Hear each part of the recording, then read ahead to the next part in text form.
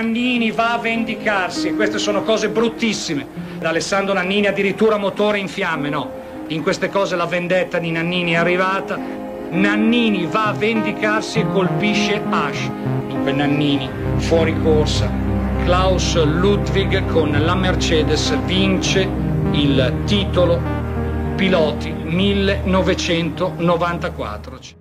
Est-ce que vous pensez vous aussi que la vengeance est un plat qui se mange froid?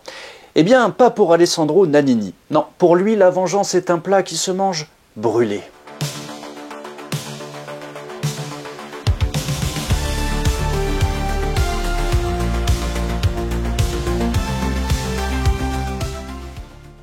Bonjour à tous et bienvenue sur Vintage Drivers, n'oubliez pas de vous abonner. Et si aujourd'hui j'ai des lunettes de soleil, c'est parce que j'ai des yeux qui ressemblent à des yeux de quelqu'un qui aurait fumé une forêt.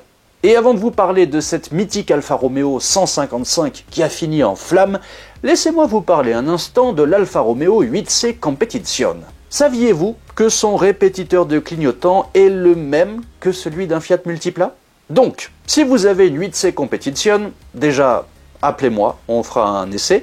Et surtout, n'allez pas chez Alfa Romeo pour payer 300 balles pour un bout de plastique. Non, allez plutôt sur le site de notre partenaire pour cette vidéo, il s'agit d'Ovoco. Vous allez sur leur site, vous tapez Fiat, Multipla, vous cherchez répétiteur de clignotant, et badaboum, 3,50 €, c'est très bien. Ovoco, c'est donc une plateforme en ligne qui rend l'achat de pièces détachées super facile. Il vous connecte à des milliers de vendeurs partout en Europe qui fournissent des pièces détachées d'occasion de qualité directement devant votre porte. Et ça a forcément plein d'avantages. Déjà, c'est beaucoup moins cher. Vous avez un choix énorme de pièces dont certaines qu'on galère à trouver habituellement. Il y a plus de 5000 vendeurs avec des millions de pièces en stock. Vous avez une garantie de remboursement de 14 jours et l'envoi est rapide directement chez vous. Donc, plutôt que de passer des heures à chercher la bonne pièce ou de payer une fortune pour du neuf, Ovoco vous permet de trouver ce dont vous avez besoin en quelques clics à des prix beaucoup plus abordables. Leur site en plus est super simple à utiliser, vous entrez simplement la pièce dont vous avez besoin et Ovoco vous met en relation avec des milliers de vendeurs à travers l'Europe. Vous n'avez plus besoin de faire des visites interminables dans toutes les casses de France et de Navarre ou de passer 4 jours à chercher la pièce sur internet ou à consulter toutes les petites annonces. Tout est sur Ovoco. Alors si vous avez besoin de pièces détachées pour votre voiture, visitez dès maintenant le site d'Ovoco. Il suffit de cliquer sur le lien unique qu'il y a dans la description et dans le premier commentaire épinglé juste sous la vidéo. C'est très important, utilisez bien ce lien. Et puis accessoirement, utiliser des pièces d'occasion, c'est quand même beaucoup plus écologique. Et ça c'est bien. Et maintenant parlons d'Alessandro Nannini contre Roland H, d'Alfa Romeo contre Mercedes, de l'Italie contre l'Allemagne. Nous sommes à Zengen, c'est de l'allemand, j'ai pas fait allemand à l'école, je m'en excuse, en Allemagne donc, sur le circuit Alemannenring le 18 septembre 1994, en plein cœur de la saison de DTM. Et comme nous sommes en Allemagne, il pleut et il fait froid. Les voitures sont prêtes sur la grille de départ et c'est une course très importante. En effet, Alessandro Nannini, au volant de l'Alfa Romeo 155 V6, joue sa saison. Il doit absolument marquer plus de points que Klaus Ludwig qui conduit une Mercedes classe C. C'est simple, si Nannini marque plus de points que Ludwig, Nannini est champion. Et sinon, c'est Ludwig qui devient champion. Nannini pilote donc l'emblématique Alfa Romeo 155 qui est ultra efficace sur le mouillé grâce à sa transmission intégrale, contrairement à la Mercedes qui, elle, est une propulsion. Ils ont déjà couru la première course de ce week-end-là dans des conditions similaires, c'est-à-dire qu'il pleuvait, et c'est une Alfa Romeo qui l'a remportée, mais avec Nicola Larini à son volant. Donc à la première place se trouvait une Alfa Romeo, et à la deuxième, troisième, quatrième et cinquième place, quelle voiture trouvait-on? Eh bien, des Alfa Romeo. Alpha, partout, des Alpha. Elle gagnait tout. Mais problème, parmi ces 5 Alfa Romeo, il en manquait une, celle de Nannini. En effet, pendant cette première course, Nannini tente de dépasser Stefano Modena, qui lui aussi est pilote sur Alfa, mais Nannini a eu un problème. Alors il a bien essayé de repartir, mais une fuite d'huile l'a contraint à abandonner. C'était un coup dur, d'autant que Ludwig, lui aussi, a été contraint d'abandonner.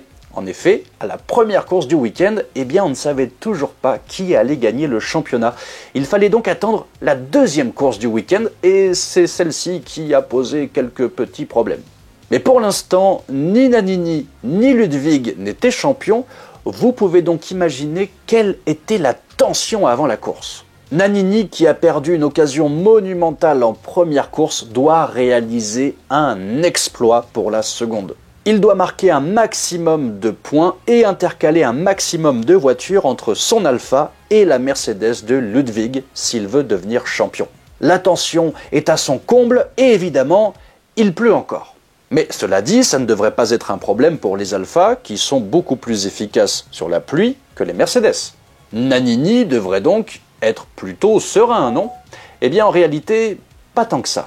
Car Nannini ne peut pas conduire la voiture qu'il avait la veille, celle qui a eu une fuite d'huile, car l'équipe de mécaniciens n'a pas pu la réparer à temps. Il doit donc conduire une autre Alfa 155, mais qui elle a une boîte en H, contrairement à la sienne qui avait une boîte séquentielle. Mais ça non plus, ça ne devrait pas être très inquiétant pour un pilote de l'expérience de Nannini qui a quand même eu 78 courses en Formule 1. Mais le problème, c'est que Nannini a été victime d'un accident d'hélicoptère en 1990, où il a simplement perdu son bras droit. Alors je vous rassure, son bras droit a été réattaché. L'opération s'était très bien déroulée, mais vous pouvez imaginer qu'un bras qu'on vous regreffe, eh bien, a forcément beaucoup moins de force. Autrement dit, conduire une voiture avec une boîte de vitesse classique était plus dur physiquement pour Nannini. Mais Nannini est un warrior. Ainsi, pendant la course où il se passe l'impensable, Nannini remonte tout le monde depuis la 6e place. Il dépasse des Opel et il se retrouve au niveau des autres Alfa Romeo, celle de Nicola Larini qui domine comme dans la première course, celle de Stefano Modena et enfin celle de Danner et Nissen qui se battent pour les 3e et 4e places. Danner et Nissen prennent d'ailleurs l'intérieur alors qu'ils sont 3e et 4e et le résultat est plutôt comique. Bref, à 3 tours de la fin, la situation est la suivante. Larini est à la première place, Modena en 2e, Nissen en 3e et Nannini en 4e. Alpha, Alpha, Alpha, Alpha. Les Alfa Romeo dominent tout à tel point qu'elles s'apprêtent à doubler une seconde fois les Mercedes. Oui, les Alfa ont pris un tour aux Mercedes. À 3 tours de la fin, Nannini arrive dans une épingle, freine et aborde le virage par l'extérieur. Il prend pas de risque, il n'y a pas besoin. Devant lui, il y a une Mercedes argentée et juste derrière lui se trouve la Mercedes de Roland H. Nannini se met à l'extérieur, freine tranquillement et commence sa trajectoire, mais derrière lui, H prend une trajectoire complètement débile et boum, ça fait des chocs à pic. Mais avant de voir la suite, revenons un an plus tôt, en 1993. La compétition de DTM pour Dutch Tourenwagen Meisterschaft. Bref, c'est un championnat allemand, à l'esprit germanique, pensé par les Allemands, organisé par les Allemands et suivi par les Allemands. Le DTM de ces années-là est adoré partout en Allemagne et partout en Europe, où il est suivi par des millions de personnes. Et pour la saison de 1993, les organisateurs du DTM se disent « Tiens donc, si on invitait les Italiens d'Alfa Romeo ?» Et ça tombe bien, parce que Alfa rêvait de gagner ce championnat. La direction de Fiat accepte l'invitation, puisque Alfa Romeo faisait partie de Fiat, mobilise les meilleurs techniciens et ingénieurs du groupe avec une mission claire, aller gagner ce foutu championnat de DTM. Les techniciens font un travail incroyable pour accoucher de l'Alfa 155 V6 Ti, 1040 kg, 420 chevaux à 11 800 tours minute et une transmission intégrale.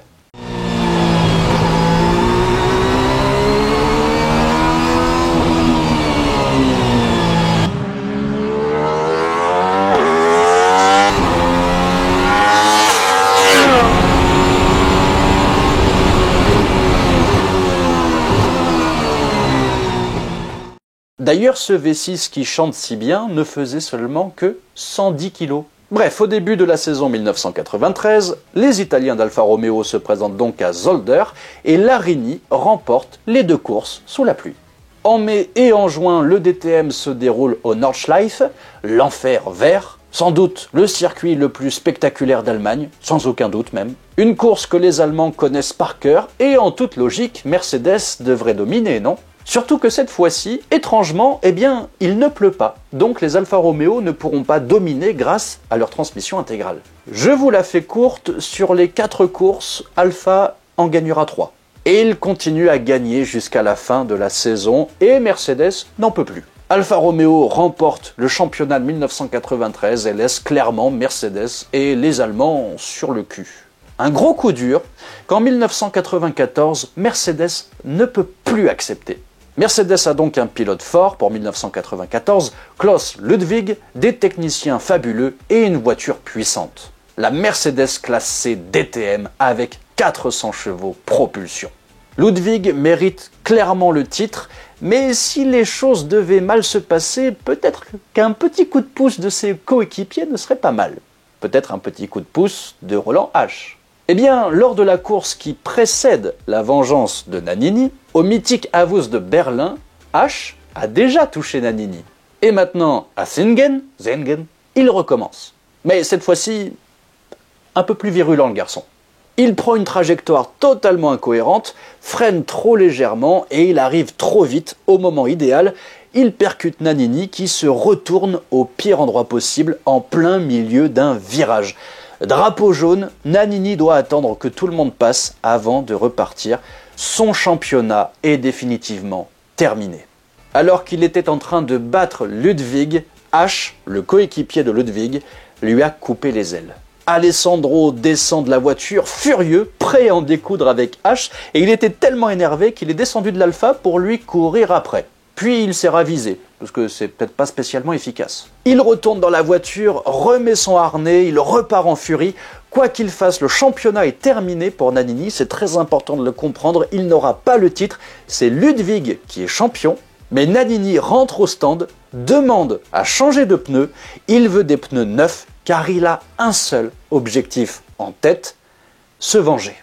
Il retourne donc sur la piste pour retrouver une certaine Mercedes noire, celle de Roland H. Nannini est déchaîné et un tour plus tard seulement, il se retrouve derrière la Mercedes de Roland H. H lui fait un signe de la main, d'un geste fair-play pour que Nannini puisse doubler, mais Nannini va faire du grand Nannini. Et cette fois-ci, c'est à son tour de freiner trop légèrement. En fait, non, il va pas freiner du tout. Au contraire, il va accélérer. Et il explose volontairement son Alfa dans le derrière de la Mercedes pour se venger. La vengeance est réussie, H est contraint d'abandonner la course et Nannini continue tranquillement sa course, mais pas longtemps. En effet, dans le choc, l'Alfa perd de l'huile et s'enflamme. Et mon Dieu que cette image est belle, Nannini s'est vengé et les flammes de cette vengeance jaillissent de l'Alfa. Les commentateurs italiens crient « La vendetta di Nannini ». La phrase et les images deviennent mythiques. Et des années plus tard, dans une interview avec Davide Cironi, Nannini dira « J'étais en colère contre H parce que c'était la 2e fois qu'il me percutait. Je n'aime pas les contacts de ce genre, comme si on faisait du karting pour me faire sortir du virage à 10 km/h. Viens avec moi à 300 km/h et on verra ». Mais l'affaire ne s'est pas arrêtée là, Alfa Romeo et Nannini ont bien failli être punis par les organisateurs du DTM. Sauf que si Alfa Romeo et Nannini étaient punis, cela voulait aussi dire qu'il fallait punir Roland H et Mercedes. Et un Allemand qui fait de l'antisport, pour des Allemands, eh bien ça n'existe pas. Donc les organisateurs du DTM ont fermé les yeux et l'histoire s'est arrêtée là. En tout cas, chez Alfa, les espoirs de titre se sont envolés, parti en fumée, mais la 155 V6 Ti est entrée une nouvelle fois dans l'histoire, et finalement de la plus belle des manières, cette fois-ci grâce a Nannini. Nannini va a vendicarsi, queste sono cose bruttissime. Alessandro Nannini addirittura motore in fiamme, no? In queste cose la vendetta di Nannini è arrivata. Nannini va a vendicarsi e colpisce H. Dunque Nannini fuori corsa. Klaus Ludwig con la Mercedes vince il titolo piloti 1994. Merci à tous d'avoir suivi cette nouvelle vidéo en collaboration avec Ovoco. Si vous êtes à la recherche de pièces détachées pour votre voiture beaucoup moins chères, Ovoco propose des pièces d'occasion garanties. Vous avez le lien vers leur site juste en dessous dans la description, dans le premier commentaire épinglé sous la vidéo. N'oubliez pas de vous abonner à la chaîne, d'activer la petite cloche des notifications parce qu'il y a plein de surprises qui arrivent très prochainement sur cette chaîne. Vous pouvez aussi nous rejoindre sur Insta, sur TikTok, même si pour l'instant il n'y a pas grand-chose. Merci à tous en tout cas pour votre fidélité et on se donne rendez-vous dans la prochaine vidéo.